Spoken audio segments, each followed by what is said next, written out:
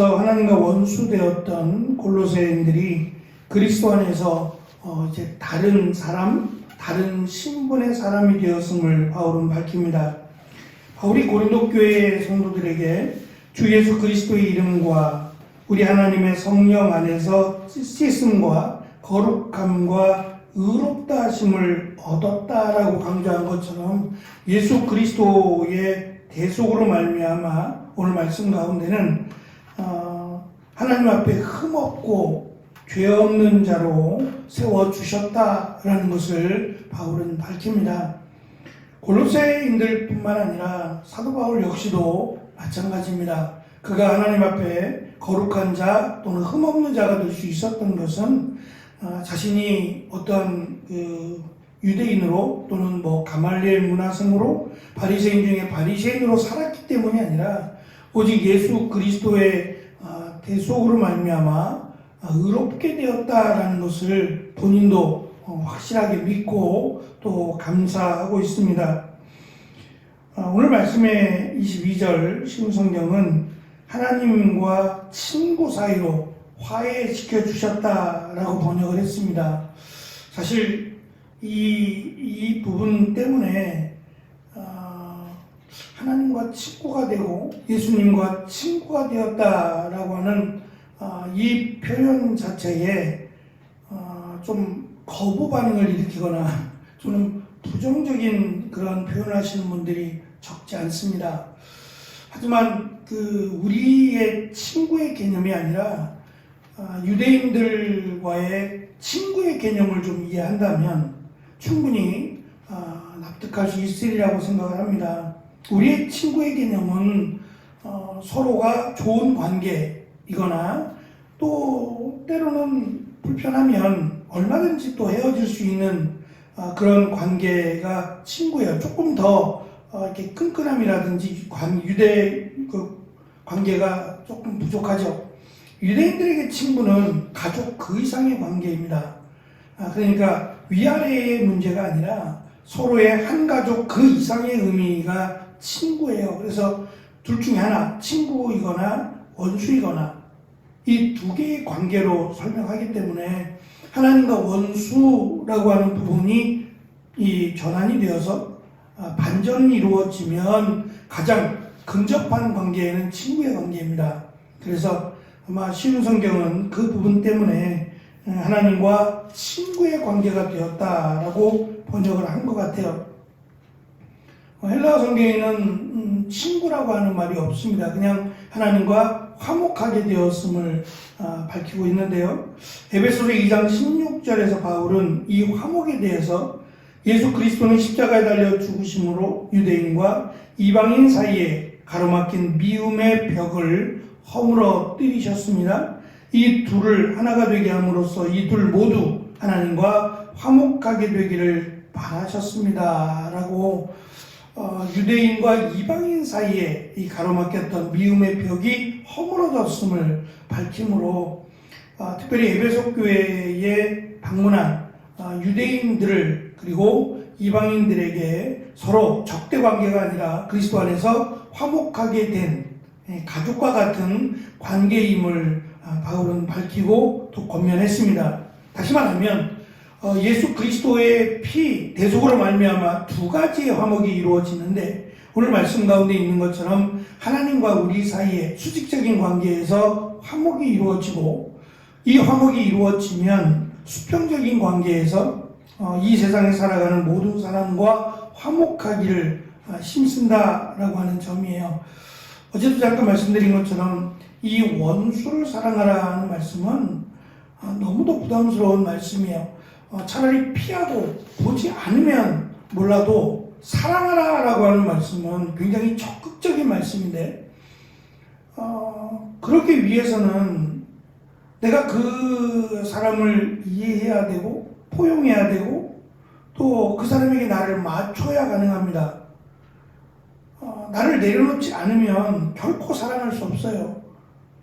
그래서 흔히 우리가 비교할 때에 가족관계를 놓고 비교하자면 우리의 자녀가 정말 자녀기 때문에 사랑스럽고 또 자녀이기 때문에 나의 모든 것을 줄 수 있다 라고들 말을 하지만 결코 온전하게 전부 그렇지만은 않습니다.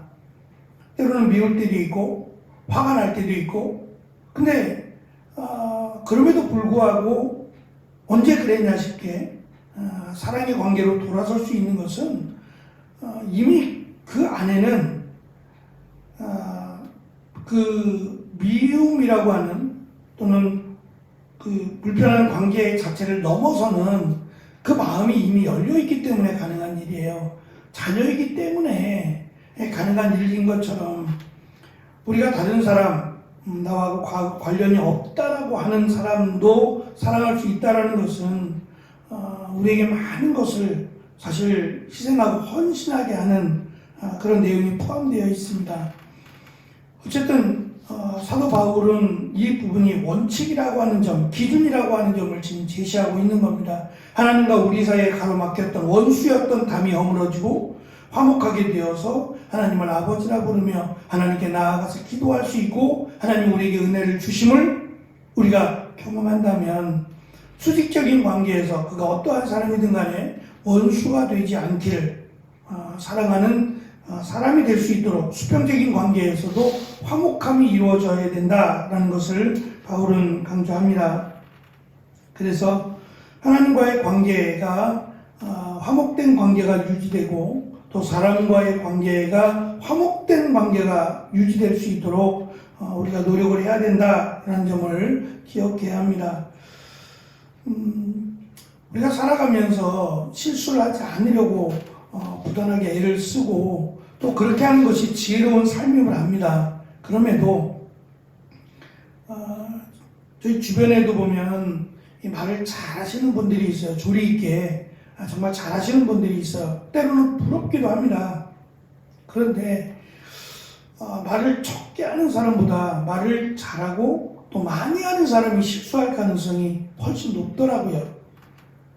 그냥 재치 있게 하는 그 한마디의 말이 때로는 상대방에게 상처를 주는 일이 있어요. 그래서 그냥 들을 때에는, 옆에서 같이 들을 때에는 크게 무심코 들어도 될 만큼 큰 문제가 아니다라고 생각하고 넘어갈 문제를 당사자는 심각하게 고민하고 그것 때문에 불편해하는 경우가 가끔씩 예상치 못한 일들이 생기더라고요. 그래서 가능하면 말을 잘하는 것보다는 말을 조심스럽게 하는 것이 이제는 괜한 그 불편함을 만들지 않는 것이다라는 생각이 들어요. 그래서 상대방을 즐겁게 하고 또 유쾌하게 만드는 그런 일도 중요하지만 때로는 내 한마디에 생각 없는 말 한마디가 상대방에게 이유 없는 아픔을 줄 수 있다는 것도 우리가 염두에 보아야 되지 않겠나. 그래서 이 화목하게 한다라는 점이 우리가 노력해야 될 하나님과의 관계 속에서 또는 이웃과의 관계 속에서 우리가 충분히 생각하고 노력해야 될 부분이 아닌가라는 생각을 해보았습니다. 마지막 그 말씀 끝쪽에 보면 하나님 앞에 세워주셨다라고 설명하고 있는데 이 세워주다라고 하는 단어가 그 하나님 앞에 서 있다라고 하는 의미보다는 마치 달리기 하는 육상 선수가 출발선에 이게 다 준비된 상태로 복장도 갖추고 또 준비된 마음으로 호흡을 다듬고 출발선에 서다라고 하는 의미가 있습니다.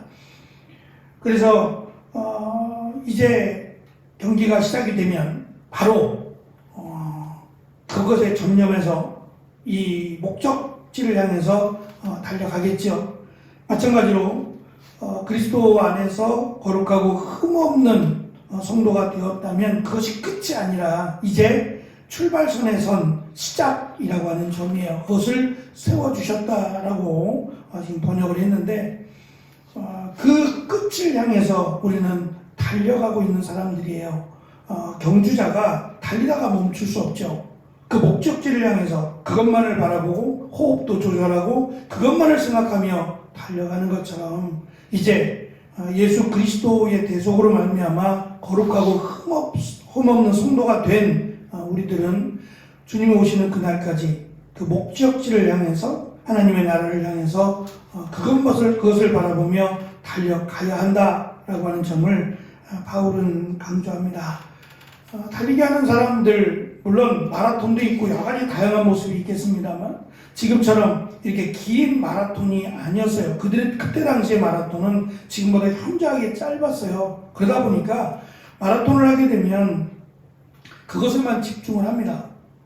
예를 들면 달리다 보면 사실 뭐 배고플 수도 있고 또 목이 마를 수도 있고 다양한 불편함들이 옵니다. 그럴지라도 목적지를 향해서 내가 좋은 성적을 거두기 위해서는 그것을 향해서 이 불편함을 감수하고 달리게 되죠.